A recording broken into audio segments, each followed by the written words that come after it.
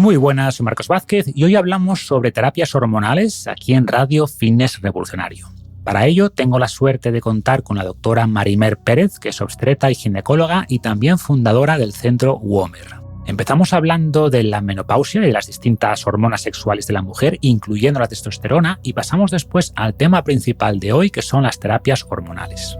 Revisamos primero su historia y las causas del miedo que existió durante mucho tiempo y que sigue existiendo, por desgracia, entre algunos profesionales. Vemos los tipos de terapias que existen y las formas de aplicación y también por qué Marimer recomienda tener cuidado con el marketing alrededor de los pellets y de las llamadas terapias de hormonas bioidénticas. Por último, hablamos de la importancia de los hábitos de estilo de vida en general y del entrenamiento de fuerza en particular para lograr un envejecimiento saludable en la mujer. Marimer transmite muy bien y tiene mucha experiencia con todo lo anterior, así que no te pierdas esta charla.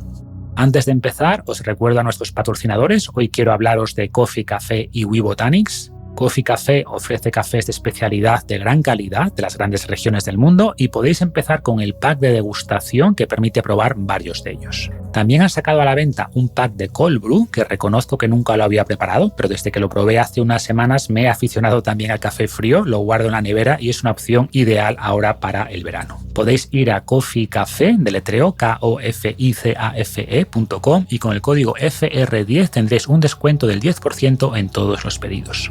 Y We Botanics, por su parte, empezó produciendo aceites de CBD de alta calidad, pero tiene ahora una amplia línea de productos, entre ellos su línea Canagin para la mujer, que incluye una crema íntima, un lubricante natural y mucho más.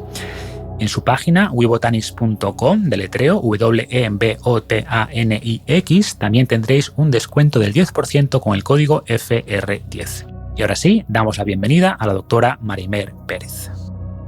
Bienvenida al podcast, Marimer, ¿cómo estás? Pues bien, atareada, como hemos comentado un poquito al principio, pero esa es la vida un poco de la obstetra. Pero no quiero dejar esta oportunidad para agradecerte tu invitación a este podcast, porque yo soy una fan, ya te lo dije en persona, tuve la oportunidad de tus podcasts y me hizo mucha gracia. Déjame que cuente una anécdota, porque en plena pandemia, que hacíamos guardias prácticamente cada 48 horas sin mucho descanso, en los que nos mantuvimos sanos y hacíamos un grupito, ¿no?, de grupo burbuja, y hacíamos guardias siempre el mismo residente con el mismo adjunto y el mismo anestesista.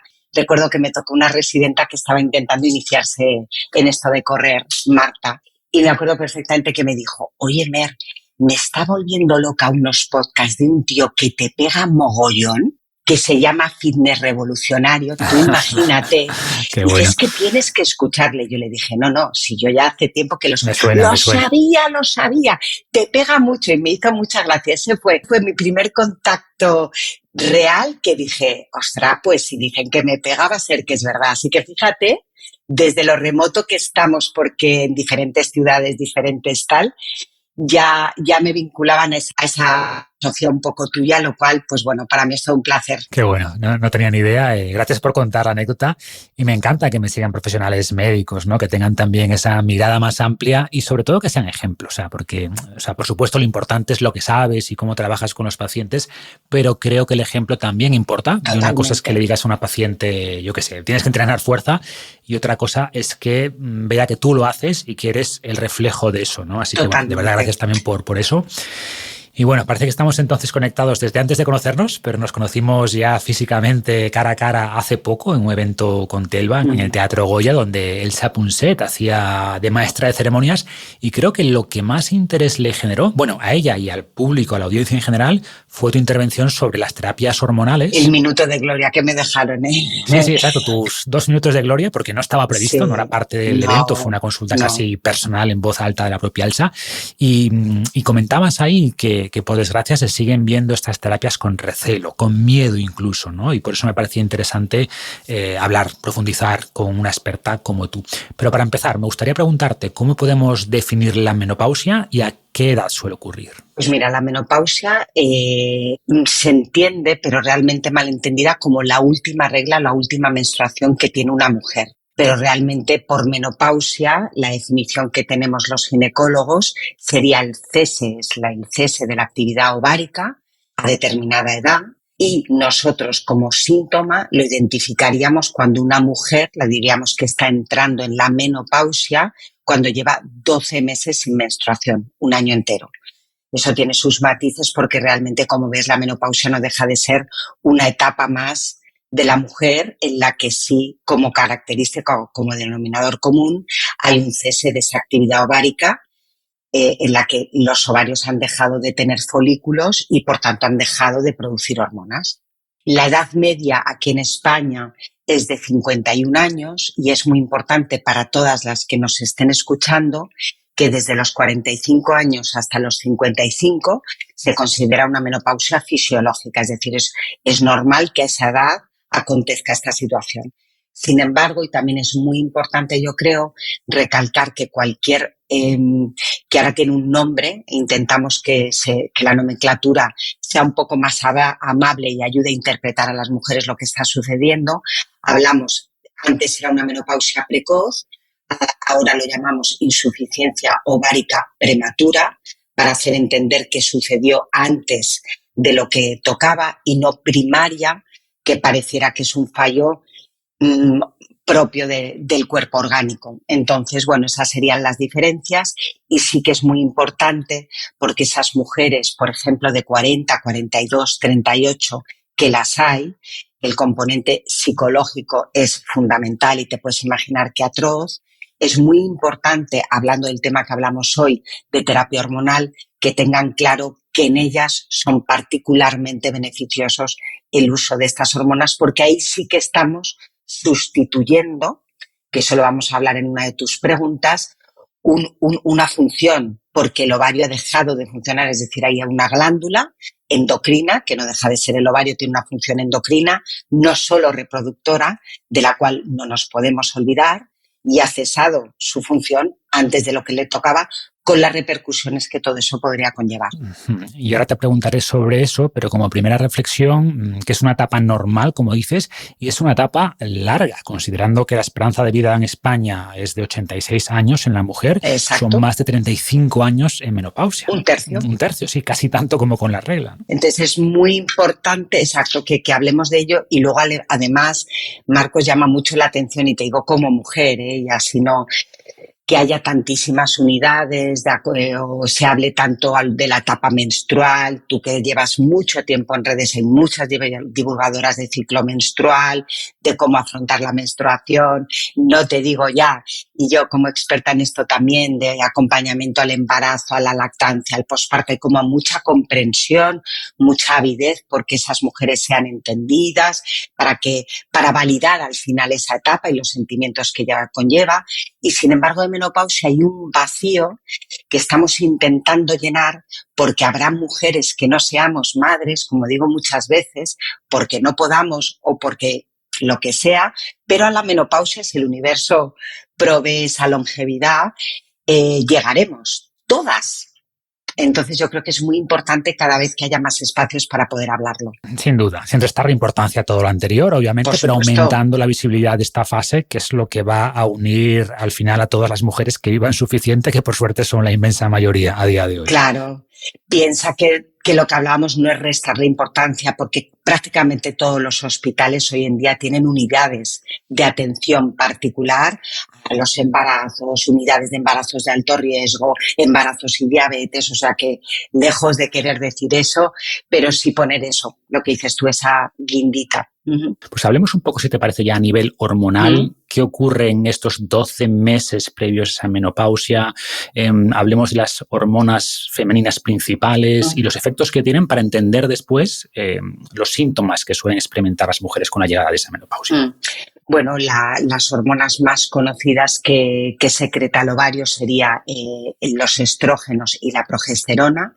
Los estrógenos en su forma más activa es el estradiol y es la hormona principal que produce el ovario y tenemos receptores estrogénicos desde el primer pelo hasta los dedos de las uñas. Entonces, los dedos del pie, perdona. Entonces es muy importante saber que hay receptores estrogénicos en todas las partes del cuerpo de la mujer y de ahí es fácil entender que hay muchísimas cosas que cuando cesa su producción pues esos receptores no recibirán la hormona que se tiene que vincular a ellos y por tanto tendrán repercusiones de las que muchas veces te vuelve loco que una mujer, pues yo qué sé, tenga desde un hombro congelado a dolores articulares, que es un poco de lo que tú siempre hablas, pero es importante que lo sepan para validarlo y que entiendan que eso puede ser una repercusión de la bajada estrogénica. Otra hormona muy importante, pero te diría que tiene mucho más protagonismo en etapa reproductiva, es la progesterona, que es la hormona principal que produce el ovario en segunda fase de ciclo, cuando hemos ovulado, y es la que mantiene el endometrio, la capita de dentro del útero, hasta que se produce la menstruación, y es la que mantiene la placenta tan mágicamente y mantiene el embarazo en curso durante la etapa, como te digo, gestacional. Por eso es una hormona principal durante la gestación. No olvidemos que durante la gestación se secreta otro estrógeno muy importante, pero que es mucho menos activo, que es el estriol. Y luego tenemos una hormona, que es la gran olvidada, que creo que tú vas a hacer, luego haremos más preguntas, que es la testosterona. O los andrógenos, en su forma de testosterona, androstendiona y de hidroepiandrosterona. Sí que es verdad que el ovario ahí no es el máximo productor, sino las glándulas suprarrenales, que ya lo habrás dicho muchas veces, que son las glandulitas que están por encima, como unas habitas por encima de los riñones. Entonces la testosterona en menopausia no cae tanto, porque su producción no depende únicamente del ovario. Ojo a aquellas pacientes, que esto se ve en consulta, que por un motivo quirúrgico les han tenido que extirpar los ovarios, en las que sí que realmente el impacto de la baja de la testosterona es muy llamativo.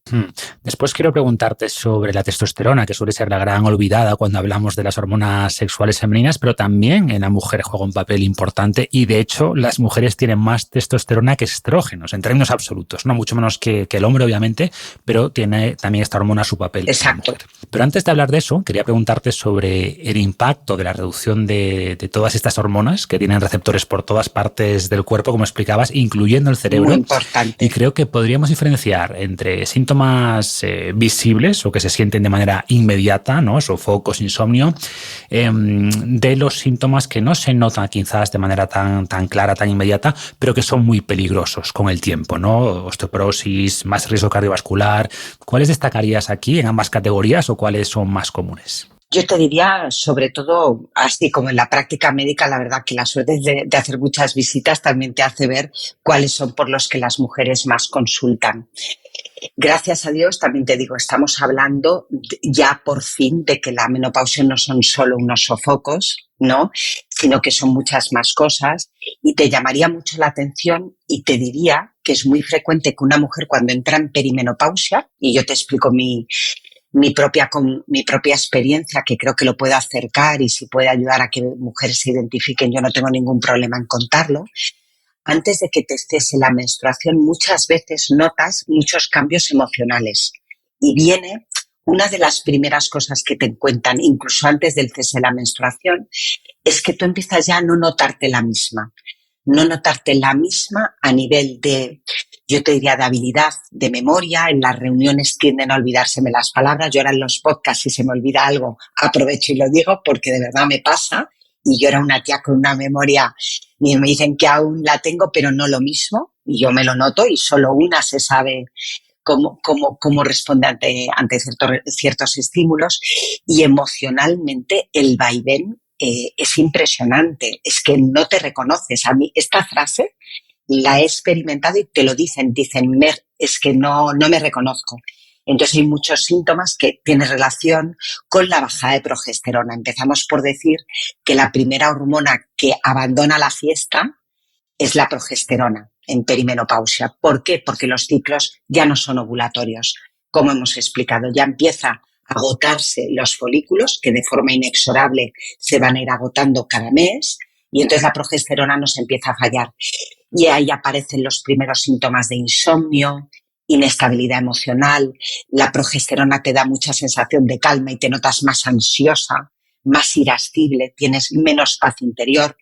Por decirte, puedes empezar a experimentar sofocos, los calores son muy llamativos. Es que no es un calor que abanicándose te pasa, porque los sofocos conllevan, como tú muy bien sabes, síntomas cardiovasculares y vasomotores muy incómodos, ¿eh? Unas palpitaciones, sensación de que se te sale el corazón por la boca. Es muy llamativo, como te digo, el insomnio, pero ya incluso desde antes empiezas. Lo que pasa con el insomnio, tú muy bien sabes que como es tan multifactorial, vamos todos tan estresados, identificar que es por esto, pero es muy llamativo, no solo porque el sofoco te despierta, sino porque empieza a ser de mucha menor calidad, con menos profundidad. Y luego es muy llamativo también la sequedad a todos los niveles. En consulta, evidentemente, la sequedad vaginal es muy importante, es mucho más que es que no puedo mantener relaciones, porque te prometo que en tu día a día te puede llegar a despertar esa sensación de escozor, de molestia en tu zona íntima. Y luego hay otra cosa que se repite mucho y esa sensación continua de hacer pipí, que los médicos sobretratamos con antibiótico y no hay una infección de orina. Es el adelgazamiento de las mucosas. El estrógeno tiene un papel muy importante a nivel de tersura, de mantener lo que es la dermis, los fibroblastos, toda la elastina de debajo de la piel. Y claro, si se pierde esa función trófica del estrógeno, pues es que tienes más sensación de sed, los ojos a nivel ocular empiezas a necesitar a veces lágrimas artificiales, y a nivel vaginal no podemos dejar de decirlo, perdona Marcos, porque antes no lo decían muchos ginecólogos y yo creo que eso es como los hombres no lo notas, no te parece importante, pero no es tanto para solo tener relaciones, es que estando sentada y llevando un vaquero un poco apretado o haciendo spinning, es que te notas la incomodidad. Entonces es importante que las mujeres entiendan que la hidratación se pierde de una forma global. Y lo que hemos dicho, eso serían, yo te digo, son los síntomas casi te diría más frecuentes junto con los emocionales. El dolor articular, o sea, los dolores, me duele. La sensación, yo te diría, la ansiedad la hemos dicho, y la fatiga. O sea, es que me noto agotada. Es que hago lo mismo y me noto más cansada.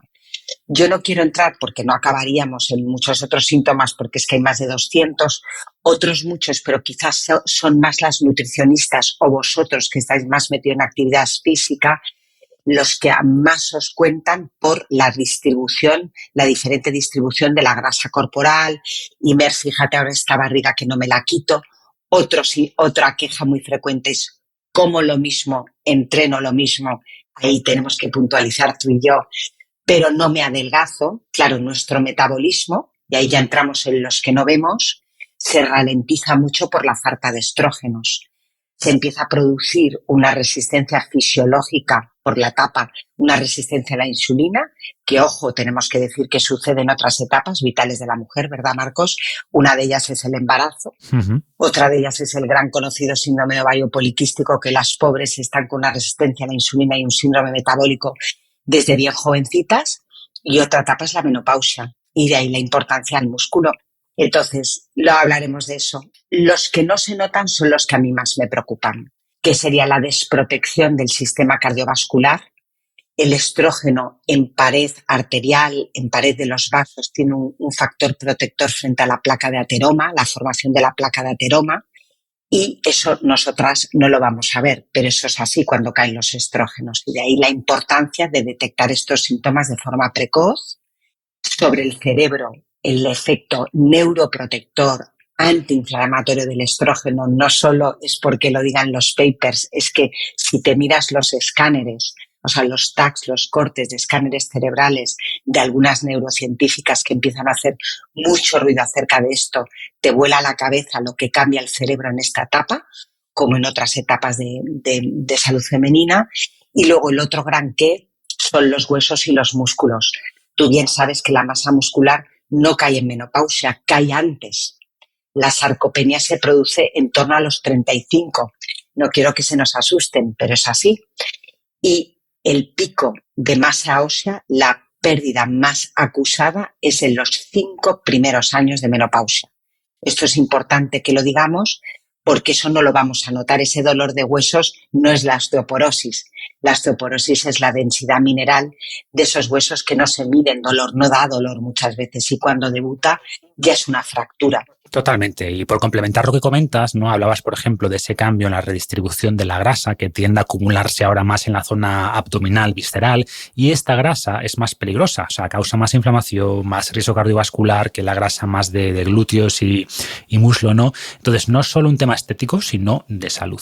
Pero bueno, las mujeres que estén cerca de esta fase, que tampoco se alarmen, que quizás se lo hemos pintado muy negro. No, pero tú me has pedido que cuáles serían las repercusiones. Sí, claro, sí. Tu respuesta es perfecta, pero me refiero a que las mujeres van a verte a ti precisamente porque notan problemas, ¿no? Pero también hay muchas mujeres que gracias, en parte como siempre a los genes, pero sobre todo a los hábitos y al estilo de vida, apenas tienen síntomas o estos son relativamente poco molestos, ¿no? Y hay una cosa muy importante también que justo nos ha pillado que no nos grabábamos. Así que, ojo, los médicos estamos habituados a recibir a pacientes enfermas. A eso voy. Y lo que estamos, Marcos y yo, aquí hablando, y por eso este nexo era muy importante, es que yo también estoy luchando como médico para no llegar a ver a estas mujeres quejándose de ya no puedo más.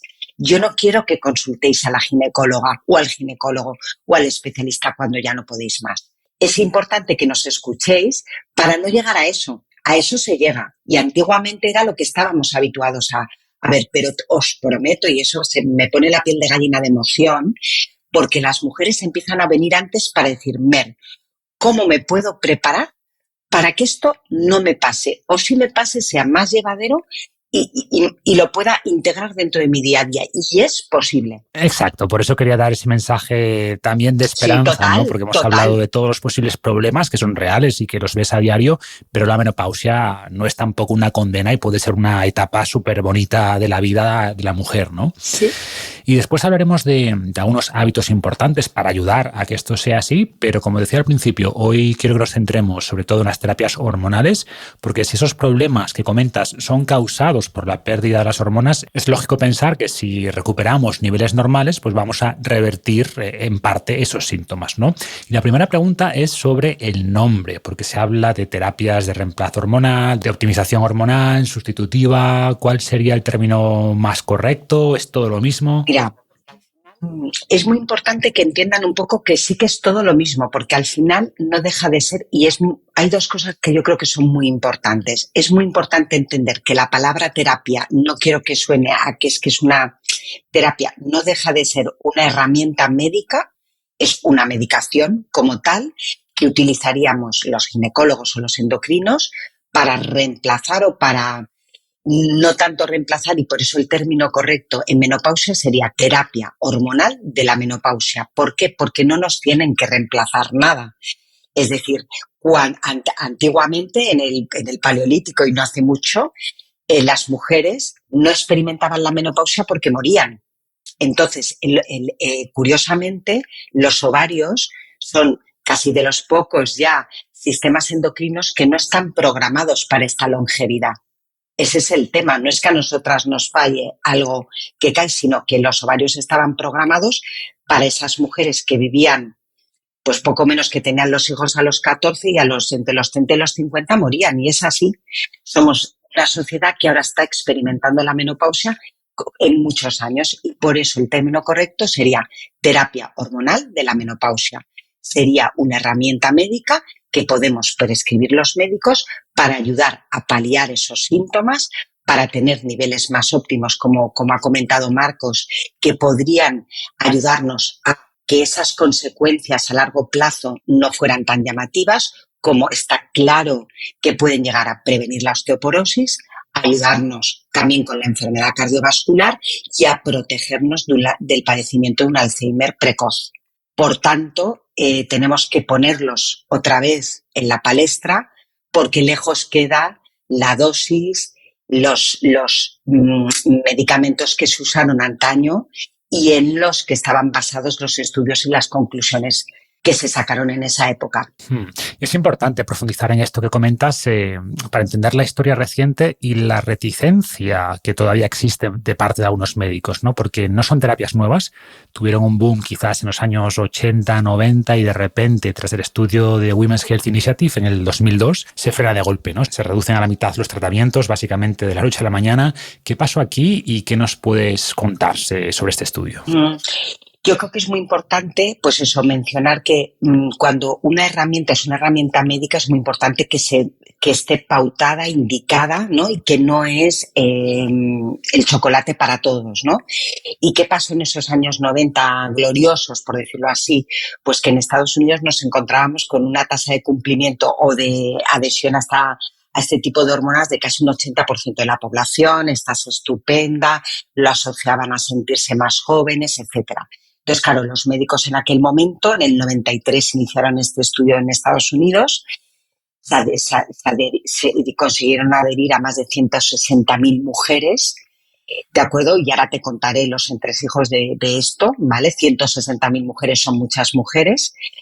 Sin ningún tipo de cribado, ¿vale? Pero bueno, dicho esto, en el año 92 lo que pensaron es, en el 93 lo que pensaron es, jolín, si esto es tan bueno para todo, pues vamos a ver si incluso, que en aquel momento no estaba descrito, nos puede ayudar a prevenir, el motivo del estudio era prevenir la enfermedad cardiovascular, que es la principal causa de muerte a los 50 años. Por tanto, dijeron, a ver si esto también nos vale para prevenirla. Y lejos de poder demostrar esto, ¿de acuerdo? Se encontraron con que en el grupo había un grupo de estrógenos y progesterona, que tengo que aclarar el preparado, porque en aquel momento se utilizaron el estrógeno derivado de yegua equina, o sea, no tenían otra manera de conseguir estrógenos, es decir, era un estrógeno completamente sintético a unas dosis absolutamente que no se usan en la actualidad, la progesterona, acetato de medroxiprogesterona completamente sintética a unas dosis lejos de las que utilizamos actualmente.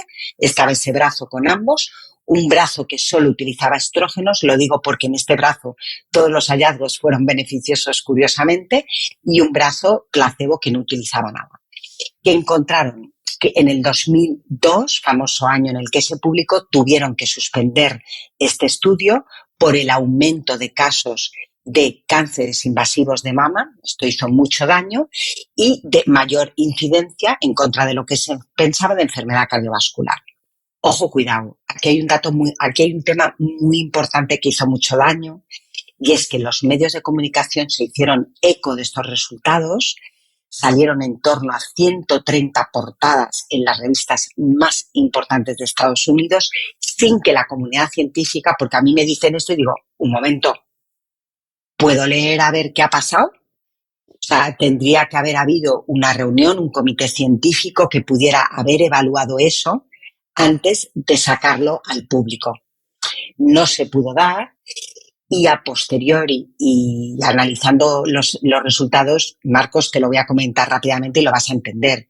Las mujeres que se incluyeron en el estudio, la mayor parte tenía más de 63 años, estaba entre los 60 y los 79, ahí lo dejo. He comentado el tipo de preparados que se utilizaron. No se preguntó en ningún momento por hábitos de vida. Ahí había una comorbilidad tremenda. Muchas mujeres eran obesas, fumadoras, tenían enfermedades ya cardiovasculares de inicio. No se sesgó eso, o sea, quiero decir, no se cribó eso. Es que en estos momentos estas mujeres, ya todas estas que te he comentado, ya no serían candidatas hoy en día a una terapia hormonal. Porque una de las cosas más importantes es que no hayan transcurrido 10 años desde tu última regla, que no tengas más de 60, imagínate lo que te estoy diciendo, la mayor parte tenían más de 63, evidentemente fumadoras no está contraindicado y el sobrepeso tampoco, pero tú sabes muy bien que en consulta tú puedes pactar con esa paciente: si te voy a ayudar en esto, tú me tienes que ayudar en lo otro. Y por supuesto no elegir de entrada pacientes, ojo que también se hizo, con pocos síntomas, porque en esas pacientes el beneficio-riesgo no te va a salir la balanza a cuenta. Te lo digo muy resumido porque de verdad que creo que esos son los 4 puntos más gordos que llaman muchísimo la atención, y que de eso, los que yo, por ejemplo, que llegué a Barcelona para hacer mi residencia en el 2000, no hablaba nadie de esto. Con lo cual tienes que imaginarte que las que ahora somos cincuentañeras, que me digan que no diga cincuentonas, las cincuentañeras, nos hemos tenido que formar a base de estudiar muchísimo, leer muchísimo, porque no hemos rotado por ninguna unidad de menopausia, si acaso 1 o 2 días. Muchísimos hospitales no cuentan actualmente con unidades de menopausia, como hemos dicho, y por tanto el tabú, por desgracia, y el miedo se sigue arrastrando porque los propios médicos no están formados para ello. Eso iba a comentar, ¿no? Que seguramente después de eso muchos profesionales no se han formado sobre estas terapias, a pesar de que revisiones posteriores de los datos no respaldan esos miedos, a pesar de todos los estudios posteriores que muestran beneficios, pero que no acapararon tantas portadas porque no genera alarma, ¿no? O sea, es lo de siempre, lo malo se viraliza, aunque sea mentira, y hay que hacer después mucho trabajo para transmitir la realidad con los estudios nuevos, ¿no? Y son artículos, además, pero muy, muy bien, tú lo sabes, ¿no? Estadísticamente muy bien estudiados, muy bien realizados por grupos muy potentes. Y ¿sabes lo que yo hablaba el otro día con una doctora estadounidense que tengo la oportunidad de chatearme? Y me dice, es que yo, Mer, si te digo cuál es ahora mismo el gran fallo a nivel de salud, ella decía casi universal, es que en las mujeres no estén ofreciendo en menopausia, la terapia hormonal se siga demonizando, porque es que se siguen fracturando, siguen las residencias llenas de mujeres con fracturas osteoporóticas, seguimos tomando pastillas para el colesterol, para la tensión, para la ansiedad y para dormir, que con un gel de 0,5 microgramos de estrógenos lo tendríamos solucionado, pero tú se lo dices a la mujer y muchas veces le da más miedo eso que darle una benzodiazepina al médico de cabecera. Sí, muy buen punto. Y aunque después hablaremos de esto, no estamos diciendo que las terapias hormonales no tengan ningún riesgo. Pero cualquier intervención tiene riesgos, ¿no? Pero los riesgos de todas esas pastillas o el ratio beneficio-riesgo es peor. Y además solo enmascaran los síntomas, mientras que las terapias hormonales sí van a la raíz de los problemas. A unas dosis que hoy en día, te quiero dejar muy claro, más seguras, claro. Que sobre todo nada que ver, y sobre todo que la formulación actual, que también me lo vas a preguntar, pasa por un tipo de preparados que cada vez se asemejan más, y de ahí el término bioidéntico, al estradiol natural que producimos en esa etapa fértil que hemos hablado, y a la progesterona natural micronizada que existe, se encuentra en farmacias, es económica y está al alcance de todas las mujeres. Perfecto, pues después de despejar esos miedos típicos, cuéntanos en qué casos estarían indicadas estas terapias y cuándo deberían empezarse. Que ya apuntaste a que no deberían pasar mucho tiempo desde la menopausia, pero detallemos un poco más. Mira, para mí un punto clave sería poder actuar con la mayor precocidad posible, porque ahí sí que está clarísimo, toda la literatura apunta a que cuando actúas de una forma precoz en una mujer en donde no tiene ningún factor de riesgo, que el semáforo de la Asociación Española para el Estudio de la Menopausia ha calificado en cuáles no, y se queda en poquísimas pacientes, un tromboembolismo severo o una paciente con un cáncer de mama activo, casi te diría que son casi las únicas contraindicaciones absolutas. Si tú, una mujer joven con una menopausia, con jóvenes, estos 50 años, que hace poco que se le ha retirado la regla, es increíble los beneficios que puede tener frente a los riesgos a los que estás exponiendo a esa mujer. ¿Por qué? Porque aún no se ha empezado a perder masa ósea, porque aún no tenemos la placa de ateroma formada, que el gran riesgo de la terapia hormonal, siempre hemos hablado de los trombos, todavía no ha dado tiempo a que se forme, por tanto, no hay riesgo de que se desprenda. Por tanto, la precocidad del tratamiento es fundamental. Que todas las mujeres tengan claras que cualquier médico bien formado va a intentar manejarse con dosis bajas y ultra bajas de estrógeno para cumplir ese propósito. Nada tiene que ver con las dosis de un anticonceptivo y los tomamos como una piruleta. El anticonceptivo, la dosis que lleva de estradiol es 4, bueno, estradiol sí lleva, porque la mayor parte son estrógenos sintéticos y poco se habla, pero es más de 4 veces la dosis que damos con un parche, con un gel o con un spray. Entonces, para mí, que se siga hablando con este temor me abruma.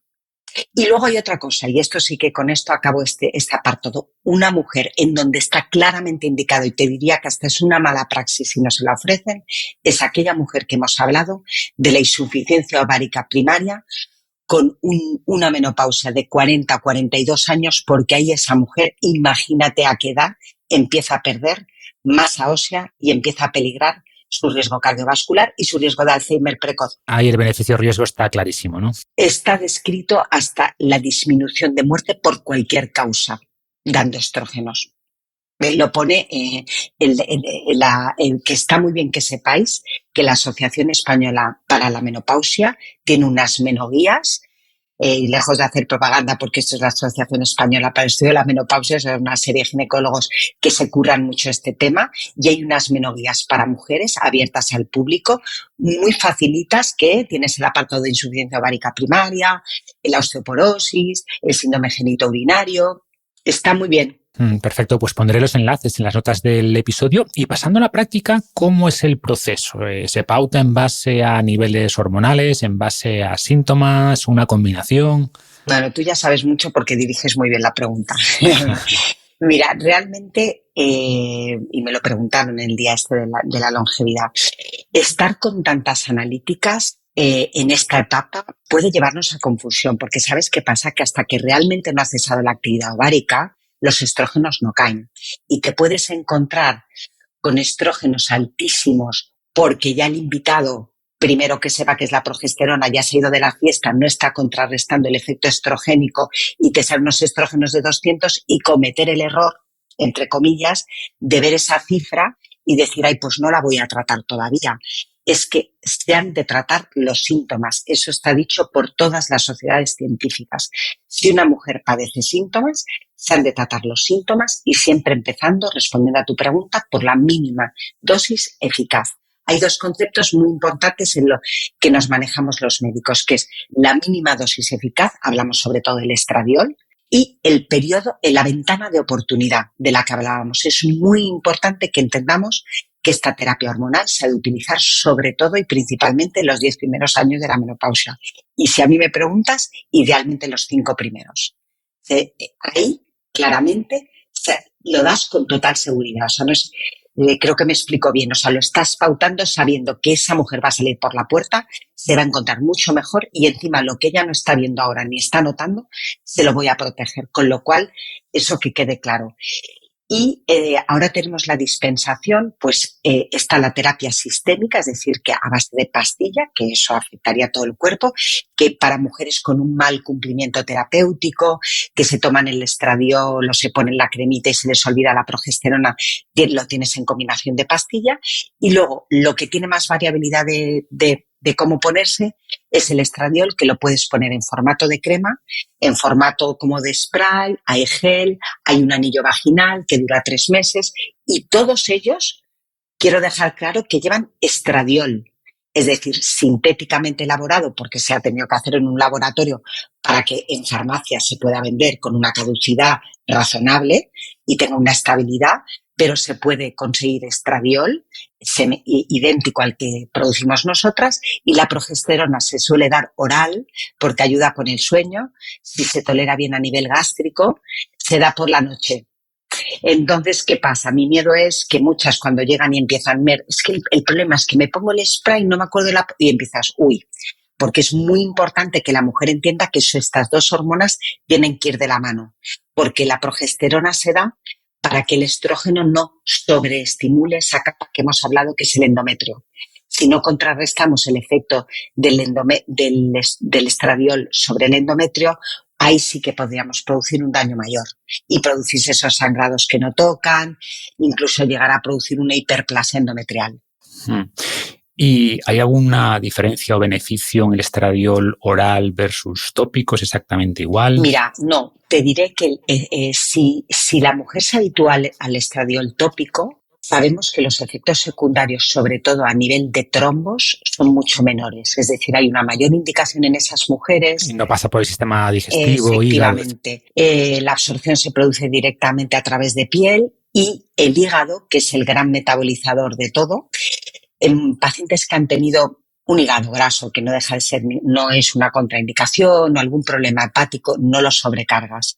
Pero también es verdad que se ha visto un mejor perfil lipídico, fíjate, en mujeres que la toman oral.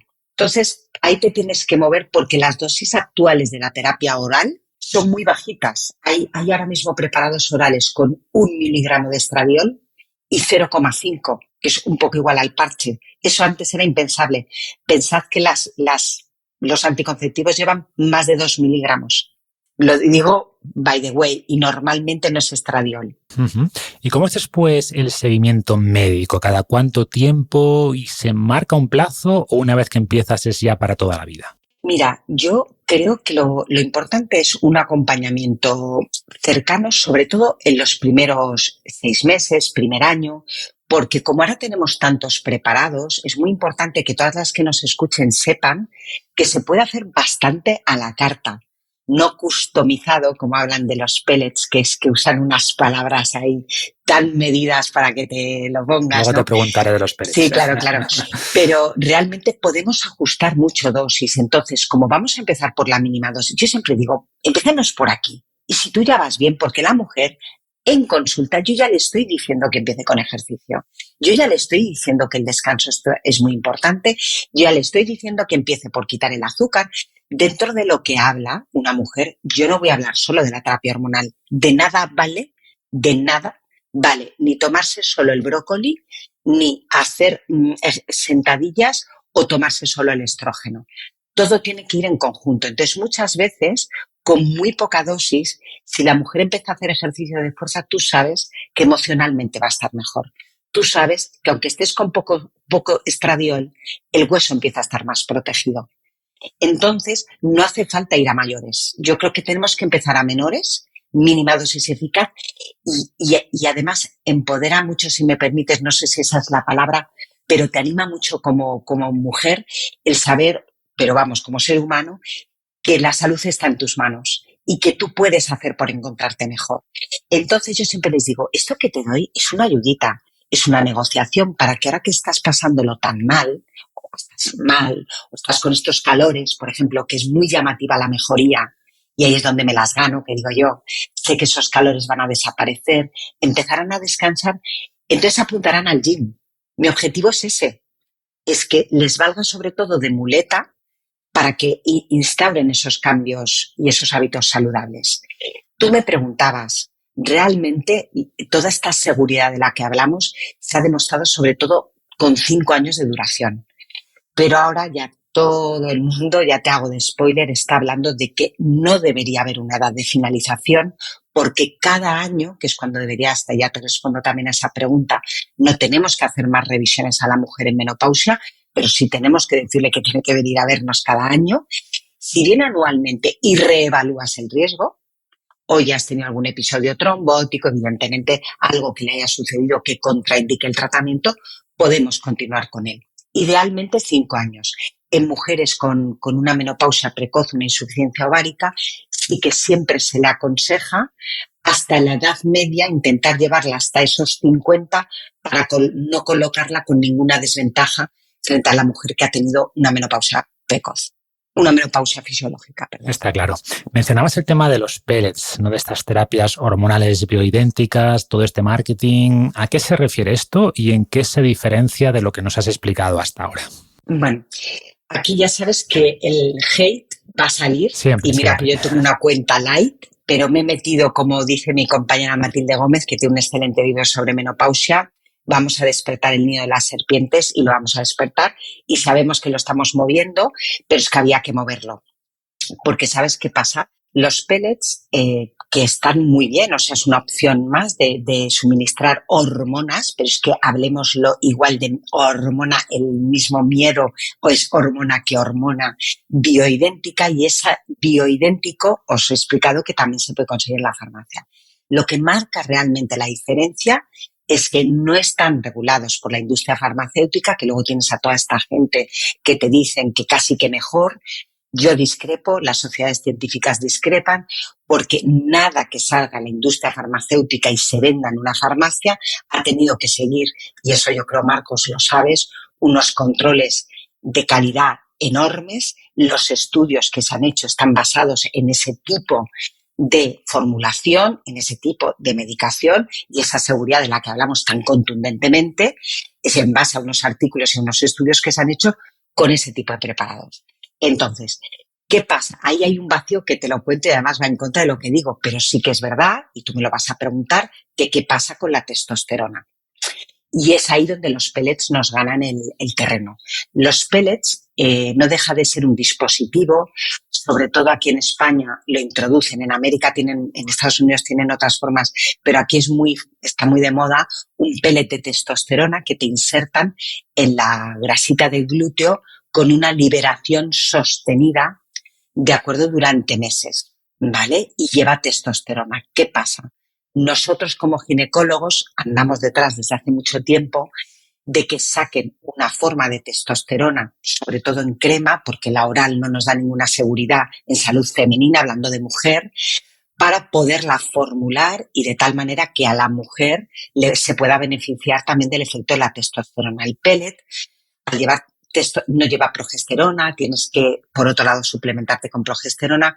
Yo le veo el problema de no tener ningún tipo de regulación, no saber exactamente cuánto estás liberando. Yo he visto a pacientes con dosis de testosterona en sangre que dices, ¡wala! ¿Y con esto qué va a pasar? No nos olvidemos que esa testosterona se puede metabolizar en la grasa en forma de estrona. Esa estrona no será tan activa como el estradiol, pero tiene su repercusión sobre endometrio y mama, todo se ha dicho, que es a lo que tenemos tanto miedo, con lo cual no es baladí. Y lo malo, y lo que a mí de verdad me preocupa, es que en consulta recibes a mujeres con unos sangrados tremendos o con unos efectos secundarios. Ahora mismo tengo una paciente con unas inflamaciones articulares que el reumatólogo y yo no nos salimos. Estamos con dosis de corticoides brutales, intentando que mueva la articulación con fisios. No le podemos retirar ese pellet, pero claramente ha hecho una reacción a él y no podemos parar su dispensación porque está ahí insertado. Y luego hay otro tema fundamental, y con esto acabo, es que no puede ser que los médicos estéticos, las esteticienes, se estén apoderando del discurso con las actrices, pero no todas, los actores o las influencers con un aspecto mega saludable, diciendo que me encuentro estupenda porque caeremos, señores, en el año 1900. Para mí es un flashback del 93. Si volvemos a usar las hormonas para estar monísimas y estupendas, volvemos a cometer exactamente el mismo error. El chocolate para todos no va a funcionar. Y sobre todo cuando hay poco control sobre el producto y sobre el seguimiento. O sea, no todo el mundo está capacitado para aplicar estas terapias. Entonces, ese es mi miedo. Mi miedo es ese, que empecemos a asociarlo a la eterna juventud, que lo llamemos chip de la juventud. Es que si te fijas, todo es mega marketingiano. Chip de la juventud, bioidéntico, customizado, porque yo te lo puedo customizar a ti. El doctor te dará una tal que es para todas las mujeres. Eso no es cierto. Suena muy bien y claro, funcionar funciona. Sí, o sea, la mujer funciona. va a notar los beneficios de manera inmediata, pero no es consciente quizá del riesgo que está asumiendo, ¿no? Y en parte puede tener que ver con lo que comentábamos antes de que no se esté ofreciendo testosterona desde el enfoque más convencional, vamos a decir, farmacológico. ¿Por qué crees que no se hace todavía? ¿Se está estudiando? ¿Hay dudas? Sí, no, se está estudiando 1000%.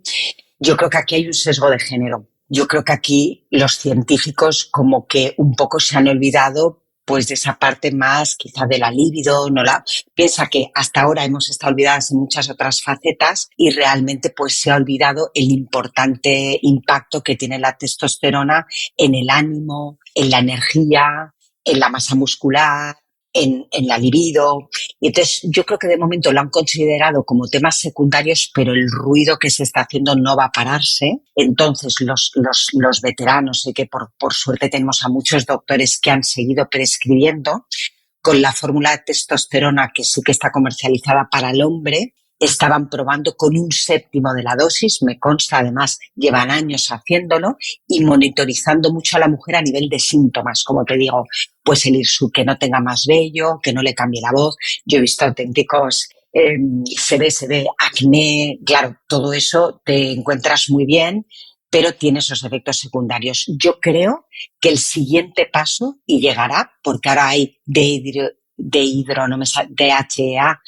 a nivel vaginal y está funcionando muy bien. Hay óvulos, se llama intrarrosa, y eso sí que segrega estrógenos y andrógenos. Para las mujeres con un deseo sexual hipoactivo y para la sequedad vaginal está yendo muy bien. Yo creo que el siguiente paso será poder meternos con la... Sí, yo estoy muy convencida. Se habla mucho. Llegará entonces, ¿no? Bueno, pues como has explicado, estas terapias tienen mucho sentido, pero también tienen sus retractores, ¿no? Y no tanto por los posibles efectos secundarios, que hemos visto que son mínimos y se pautan bien, sino porque puede entenderse como una patologización de una fase normal de la mujer, que es como si no aceptaran esa etapa natural o, como decías antes, pensar que solo se busca la juventud eterna. Y una publicación en The Lancet hace unos meses, que sé que reaccionaste a ella en redes, y venía a plantear que quizás está sobremedicando la menopausia. ¿Cómo ves estas críticas? ¿Compartes algo o crees que están equivocadas? Pues si te hablo en cifras te vas a quedar frito, ¿no? O sea, hablar de que en España se está sobremedicalizando la menopausia cuando se sabe que se está tratando a menos de un 5% de las mujeres que tienen síntomas, que venga alguien y que lo vea. Es decir, sobremedicalizar en ningún caso. Y aparte, lo que sí parece un poco infantil, y tratarnos un poco un infantilismo y un poco paternalista, es decir, bueno, oye, no hay para tanto, la sociedad no está preparada para acogernos con el no hay para tanto. Si fuéramos una sociedad como la japonesa, en donde en Japón las mujeres, quizá eso ayudaría muchísimo. Yo estoy de acuerdo, la parte esa de The Lancet, que socialmente hace falta un cambio para aceptar esta etapa, no la puedo suscribir más.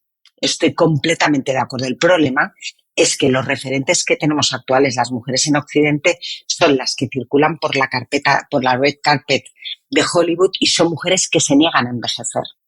Entonces, lo que tenemos que divulgar y defender no es que queramos descumplir o estar más jóvenes. Queremos envejecer saludablemente.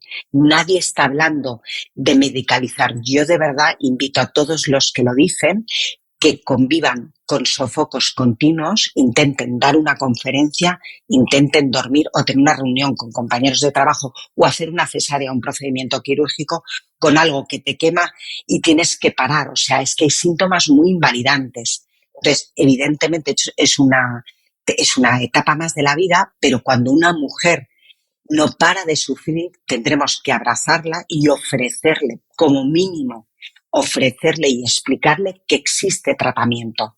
Eso no es medicalizar, es tratar unos síntomas que hay. O es que cuando ven el colesterol alto en la analítica no le dan estatinas, o cuando la ven nerviosas no le dan el escitalopram, que me lo encuentro cada día en consulta. Estamos hablando ahora de terapias, de dosis hormonales, perdón, para no hablar la palabra de terapias, dosis hormonales muy seguras, Marcos. Es que es eso, es abrazar lo que te sucede, pero abrazarlo encontrándote un poco mejor. Es que no puedes estar de verdad que la sensación es el vaso completamente lleno y que a la mínima se te va a desbordar. Si tú eso lo sacas con ejercicio, corriendo, hay muchísimas mujeres que me dicen, Mer, como corro, es mi mejor terapia y yo me encuentro muy bien. A esa mujer es que ni le vas a hablar. ¿Qué le vas a hablar? Sí, que no es una cosa o la otra, ¿no? O sea, quizás rescatando lo positivo de estas críticas, ¿no? O sea, quizás a veces desde el ámbito médico se hace mucho énfasis en las terapias, en los fármacos y poco en los aspectos de estilo de vida, que claramente no es tu caso. Quieres decir que en general no. No, y en la menopausia no, tampoco, porque te puedo hablar de cifras, ¿sabes? Es que no puede ser que ese sea el caso de los ginecólogos aquí en España que siguen aterrados. Sí, tampoco sería el caso, ¿no? Pero quizás más en general sí puede ser así, sí, ¿no? Sí. De, oye, te doy la pastilla del colesterol, la de la hipertensión y los hábitos ya si es otro día. O simplemente sal a caminar, ¿no? Que sé que no es tu caso, repito. No, pero que estoy totalmente de acuerdo, que no podemos estar tratando eso sin estar hablando, porque además te prometo que también te vale para esas negociaciones, para esos pactos con las que llegas a tus pacientes. Dices, vale, yo te voy a ayudar en esto, pero tú ya entiendo que no has entrenado nunca fuerza, que este es otro tema que podemos entrar ya directamente, pero no hay nadie que no salga de mi consulta, no sé si sin terapia hormonal o no sé si saldrán con una receta, pero que a los 6 meses me tienen que haber empezado a entrenar, a moverse. Yo empiezo por mover. Pero casi todas me dicen que ya tienen entrenador. Para mí esa es la victoria más grande, te diría, de redes. Sí, quizás esa receta va a permitir que lo que antes veían imposible porque no tenían ni la energía, ni las ganas, ni podían dormir siquiera, pues ahora puedan empezar poco a poco, lo vean viable y entran en este círculo virtuoso, ¿no? La relación en casa está mejor, tienes más ganas de todo. Es que de verdad es más ganas de todo. Entonces tienes ganas, como empiezas a sacar rédito del entreno, Dices, yo cuando ya están moviéndose digo, hombre, ahora igual es el momento de mirar lo que comemos. Que idealmente todo el mundo tendría, pero como no es así, pues vayamos a poquitos. Ay, sí, ahora sí, porque yo me noto, es verdad, tenías razón, tal.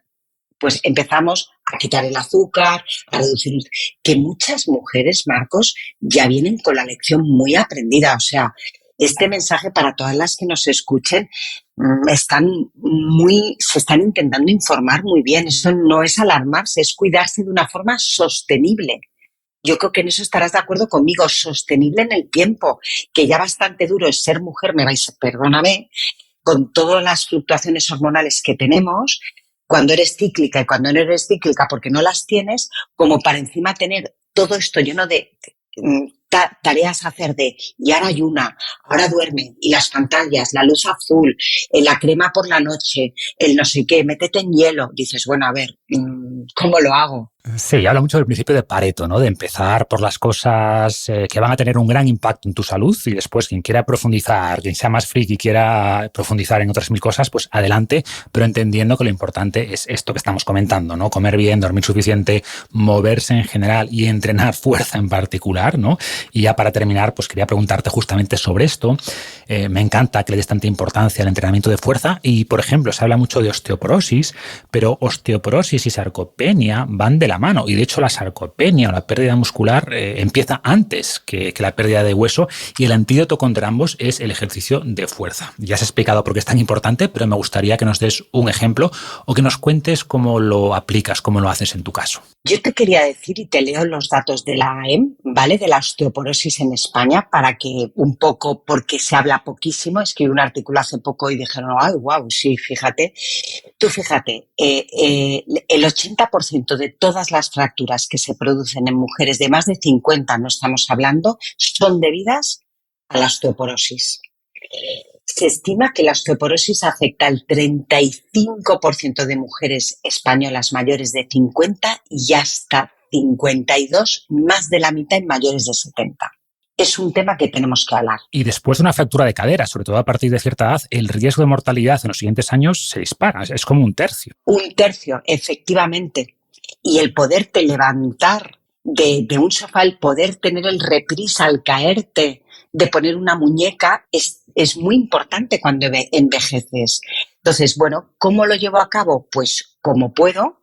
Yo empecé a hacer ejercicio de fuerza por unas hernias discales hace mucho, cuando en el gimnasio no se veían mujeres, y reconozco que me daba palo, porque pensaba, ¿y yo aquí qué pinto? Porque a mí no me habían formado. Como te digo, a las mujeres de 50 aún no nos habían hablado de que teníamos que hacer fuerza, pero me cogió los traumas, me querían operar y eso iba a condicionar mi carrera como cirujana, y entonces realmente me cogió un osteópata por banda y me dijo, ¿y qué hay de toda esta musculatura paravertebral que hará el mismo efecto que las placas que te quieren poner los traumatólogos? Y yo me voló la cabeza porque yo no sabía que tenía musculitos alrededor de la espalda.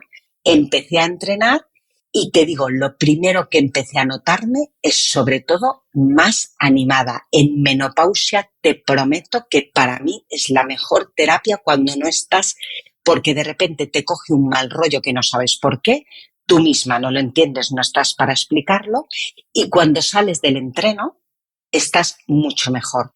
El estar más fuerte te hace subir el estado de ánimo, descansas mejor, enfermas menos. Esto es así. O sea, cuando os he contado el tema de la pandemia, yo era la más senior con diferencia haciendo guardias y no he tenido un COVID.